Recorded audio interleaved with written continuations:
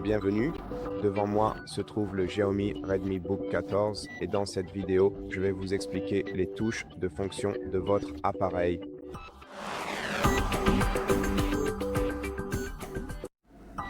Les touches de fonction se trouvent donc sur le bord supérieur de votre clavier et elles ont à la fois des fonctions principales et secondaires et les fonctions principales fonctionnent sur tous les PC, en fait sur chaque clavier. Par exemple, la fonction principale de la touche F1 est d'ouvrir le menu d'aide dans la plupart des applications. La touche F5 va recharger ou actualiser la page où vous pouvez aussi sauvegarder des jeux en général avec ce bouton. La touche F11 met votre appareil en plein écran.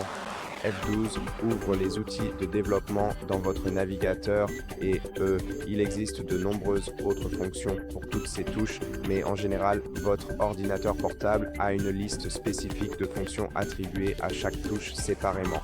Par exemple, tout d'abord, si vous voulez utiliser les fonctions secondaires, vous devez d'abord déverrouiller vos touches de fonctions et pour cela, utilisez une combinaison des touches FN et échappe ensemble. Donc si vous appuyez sur les deux en même temps, vous allez verrouiller ou déverrouiller vos touches de fonction. Et ensuite, vous pouvez utiliser F1 pour désactiver ou couper le son du système, F2 pour diminuer le volume du système, F3 pour augmenter le volume sonore, F4 pour diminuer la luminosité de l'écran, F5 pour l'augmenter, F6 pour projeter votre écran sur un autre, sur un écran externe ou un projecteur. Mais cela nécessitera l'installation d'un logiciel Xiaomi supplémentaire sur votre PC pour fonctionner. Pour une raison quelconque, F7 active l'assistant vocal de Xiaomi. Je ne suis pas sûr du nom exact, mais vous devez également avoir le logiciel supplémentaire installé sur votre PC pour que ce bouton fonctionne. F8 sert à changer d'écran externe et à basculer entre eux.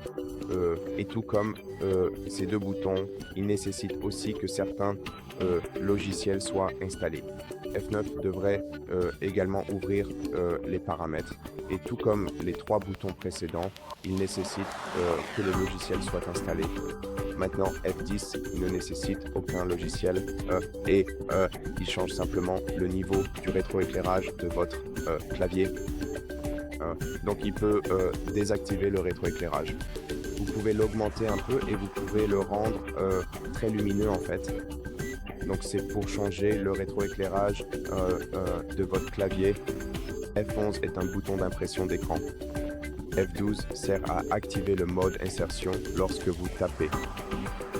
Le bouton supérieur est tout simplement le bouton de suppression et celui-ci est la touche de raccourci du Xiaomi PC Manager qui nécessite également que le logiciel soit installé sur votre PC pour fonctionner. Et c'est à peu près tout. Merci d'avoir regardé cette vidéo. Si elle vous a plu, abonnez-vous à notre chaîne. Laissez-nous un like et un commentaire et je vous retrouve dans la prochaine vidéo.